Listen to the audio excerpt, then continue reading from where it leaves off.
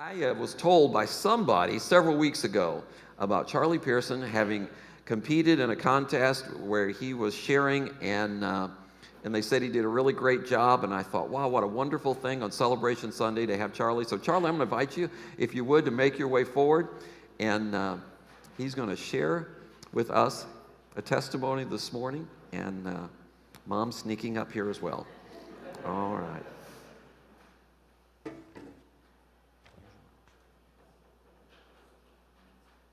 I'm Charlie Pearson, and I have something to share with you. Now you might know 2 Corinthians 5:17, therefore, if you are in Christ, you are a new creation. The old has gone and the new has come. But you might not know it is very good to learn the meaning of it. Yes, you might be wondering, what is he talking about? It really brings emotion to me personally when I read it. Here, let me share a story with you. When I was in 3rd grade, we were talking about having a deeper relationship with God. So I started to pray to God that I would have a deeper relationship with him. School was over and I was going home in my car. I felt like someone was talking to me. I started to pray to God. Then I felt like I was made of the fruits of the Spirit. This scripture, 2 Corinthians 5:17, helps me remember that moment. 1 Corinthians 10:13 is inspiring and helpful for finding a way out of sin.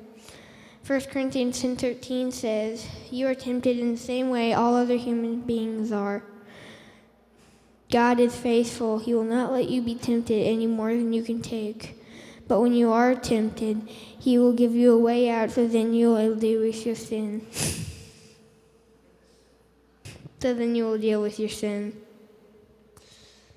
So it's saying that you'll get tempted to do things like yell or gossip. So listen to this verse, then you can deal with your sin. So then you tell everybody you see who doesn't know Christ so you can teach them of the Lord.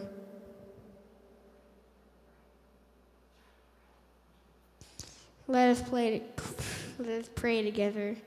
Dear Lord, please bless that every single one of us in this world will know about Christ, and that nobody will get hurt today, and nothing will go wrong.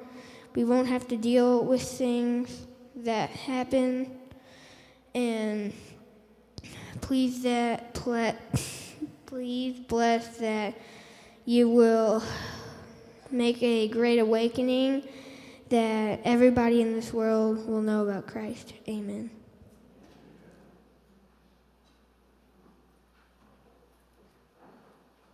We got it. And all God's people. And we're out in the hallway, and I walked by the bulletin board and was looking at the article that was in the paper about Emma Nearing going on a mission trip into Africa. And Lacey walked by, and I said, Lacey, you know what I think we ought to do for Celebration Sunday? We ought to invite Emma to come and share her story, and to share the call that she has on her life from God about that work and about that service. And so I sent an email that I thought was to her mom, actually, and Emma responded back and said, no, it's me, and I would love to do this. And so we began to work on it. And Emma, we're so glad to have you this morning. I just want to invite you to come forward and share what it is you have prepared for us this morning as we celebrate God's call upon your life.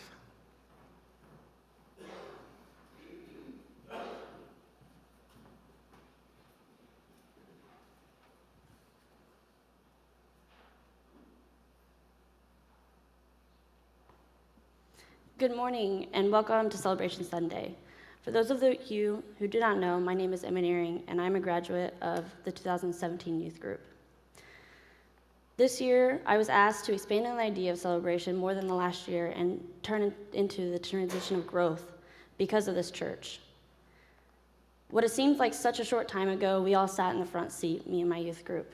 And now we are currently sophomores in college, in the workforce, or in the military. As time goes on, you all watch the youth group as we grow and eventually move on and become adults ourselves. For this year's Celebration Sunday, I'm going to share my Christian journey that ultimately started in this church. I'm currently a sophomore student studying biomedical engineering at St. Louis University. St. Louis University was founded by the Jesuits in 1818 and remains a Catholic college. The Jesuits are members of the Society of Jesus who are dedicated to the education and expansion of the Catholic Church. Emma Bigham and I were able to take a religion course together this year, and we had this one assignment where we had to take the Jesuit examen, which is kind of like a meditation and devotion. And it was kind of to help us think about our studies and what we believed our calling was. And I didn't know how I was going to make the work count, honestly. I was like, I don't know what I'm going to write about.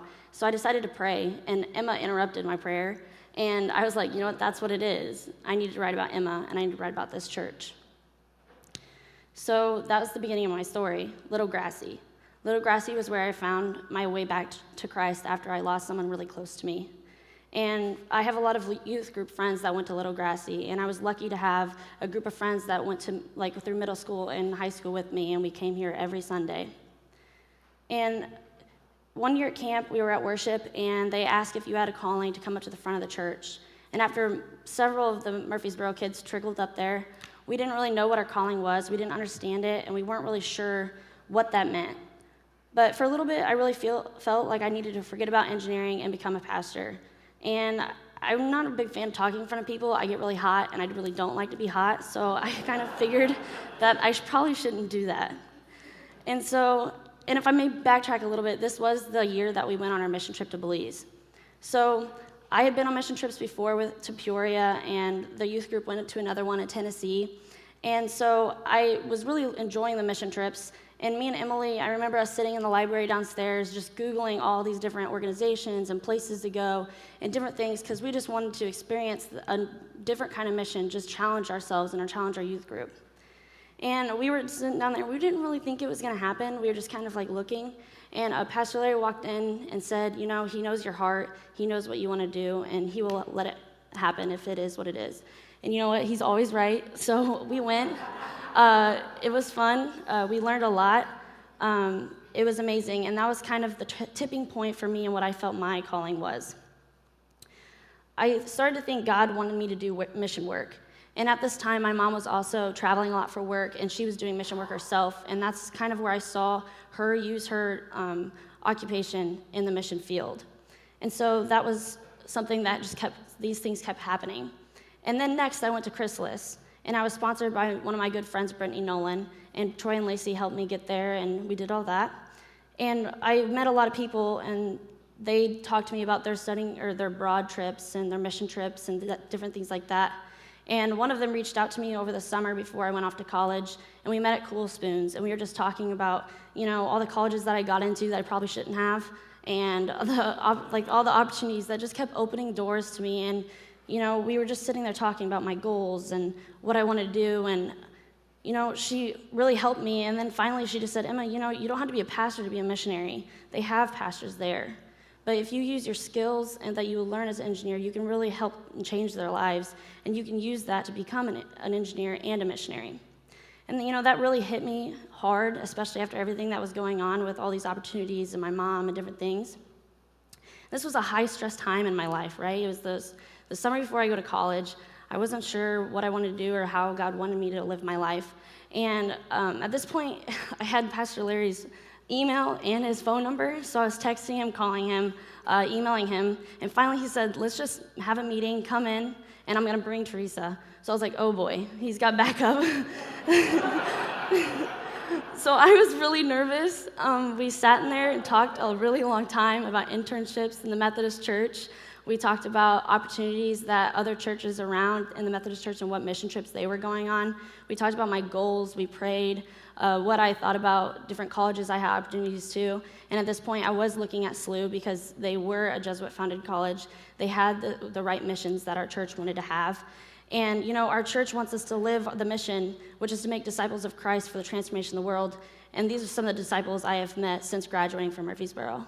2, 3.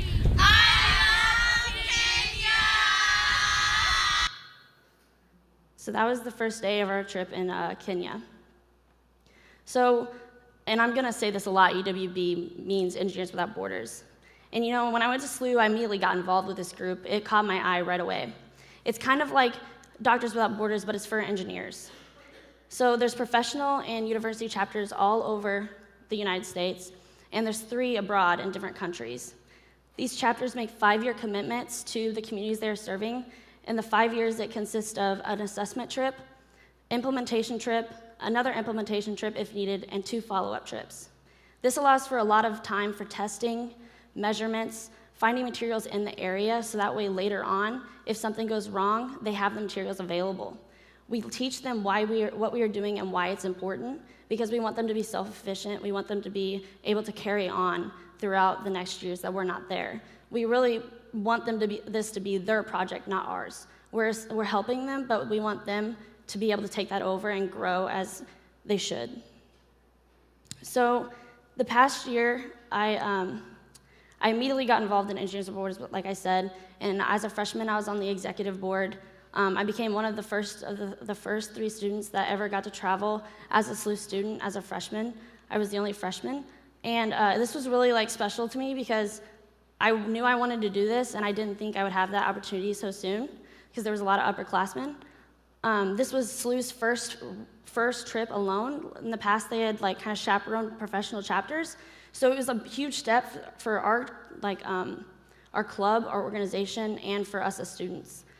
My role on the trip was to be the health and safety officer, and I was on the water quality data team. I was the only biomedical engineer, so it kind of made sense for me to be in the health because some of the civil engineers didn't really like blood that much, and if it happened. So we went with 2 professors, and it was kind of funny because it was a relatively safe trip. The only problem we had was there was a big steep hill, and the kids just ran down it because they did that all the time, and they just run. And so me and my professor Luna we were walking down, or we weren't really walking. We were kind of trying to keep up with the kids, and we were measuring with a measuring tape. So we were doing things multiple times, and he trips and he kind of kicks a thorn in the back of his leg, and he's all tough, He's no, I'm fine. And then I'm finally like, can I just look at it? And he's like, yeah. And so we look at it, and I'm trying to get it out, but I'm laughing so hard and stuff. And he's like, just stop flirting with it, just get it out. And I was like, I can't. He just finally did it himself. So that was kind of funny. Our project is Kapenguria, Kenya. We are working with what we would call an orphanage of about 30 kids. Going over, we knew of 3 possible water sources: a well, a spring, and a tank.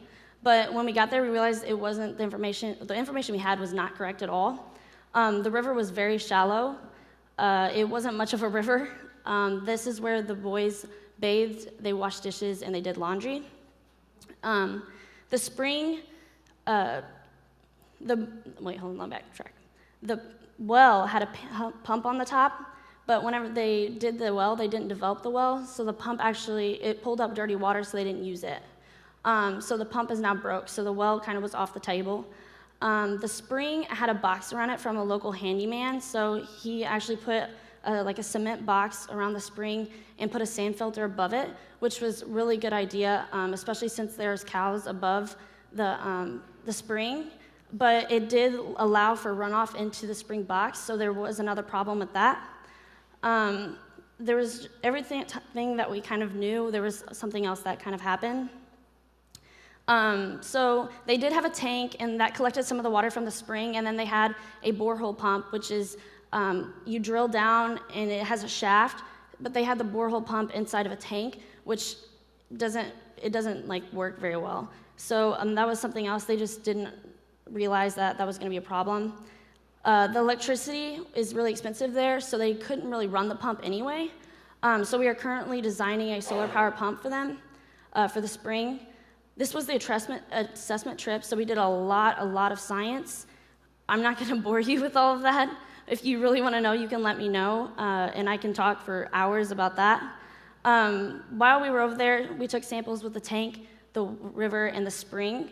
We wanted to test the water in the tank to see if the piping had any kind of contamination from the spring to the pump. We tested the flow of the river by building a dam across the river and then knocking out a piece of it to calculate the flow of how long it took to get a 1 liter bottle of water. And this was very challenging for me because I was trying to do it with the river, and all the kids wanted to help, and so they thought it was cool, so they kept making their own little dams, and I was like, no, I have to have all the water. And then by the time I got them all out of the water and I had mine built, it was like running over the top, and this took it was a long process. And I didn't want to be mean, so I was like, this has to be correct, guys. I was getting stressed, but finally I was like, you know what? 80% of the water is going through this part, and I calculated it that way because I was done. The spring was easy because it came out of a little hose, so we could do that really quickly. We recorded GPS locations of the elevation of the whole farm and all the buildings because that created a digital map. But like for us, it's kind of like the surveying you would see on the roads. We measured the roofs of the 2 larger buildings to figure out the surface area, and we contacted the local airport to figure out the rain data and kind of an average of when the rain was heavy and not, to see for a water catchment system on the roof. So I'm a biomedical engineer major, so I'm kind of interested in the health side of engineering. And there was this one day where I kind of went into the kitchen to help them cook, because I hadn't really talked to many of the women because they cook all day pretty much. And so I just was kind of like in there, and I was in the kitchen, and after like 10 minutes I couldn't breathe. Like they were like laughing and telling me to like go outside and stuff. And I was talking to Naomi, which is the orphanage owner. His name is David. He's a pastor of a Baptist church nearby, and his daughter's a nurse. And I was talking to her, and she said, yeah, a lot of the older women have upper respiratory system problems, and it makes sense if they're in a closed kitchen all day, breathing in that smoke. So I was kind of looking around in the kitchen, and I saw that there was a piece on the roof that was it looked like it had been done newer than the whole building itself. And they said, oh, we used to have a ventilation system, but it's not culturally accepted, so they took it out. And so this was kind of like something that I was kind of confused about, but I understood it. And so we had been working, and that's actually the kitchen, and you think that that's a window. It's not. It's just to let sun come in. So it gets really musty in there, and it gets really smoky. And so the BMEs, we're kind of working on kind of like an information detail thing to give them. We're not going to tell them what they need to do. It's if they want to do it, but we are going to give them the information that they may not have ever been heard about or been exposed to. Another thing about the cultural side of different things is I was talking to Naomi, and at the hospital, they have an ultrasound machine, but no one knows how to use it. And none of the locals want to use it because it's nothing they've seen before. So it's one thing whenever we want them to have these things and we want them to, grow, but it takes a while for the cultural to catch up. So we also met up with the Nairobi University while we were there. We thought we were going to meet up with a couple students and tell them what we were doing and why.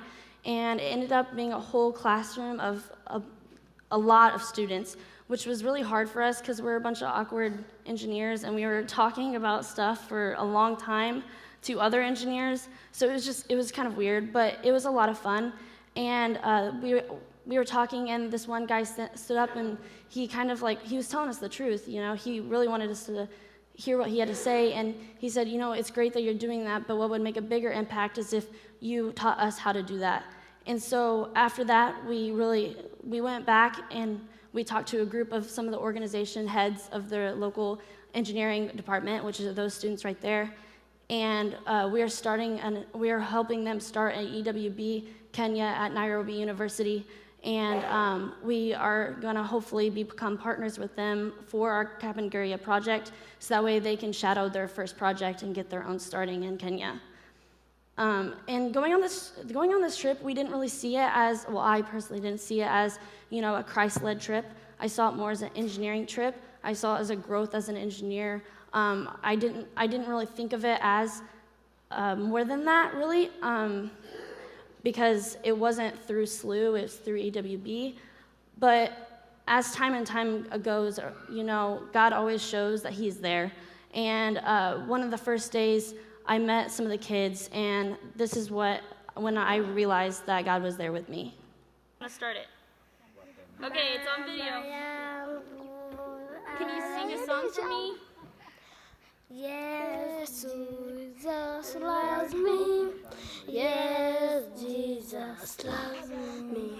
Yes, Jesus loves me. For better thoughts and so. That's so good. So This was really cute because that was the first thing that popped in their head when I asked them to sing me a song. That was I guess that was their go-to English song.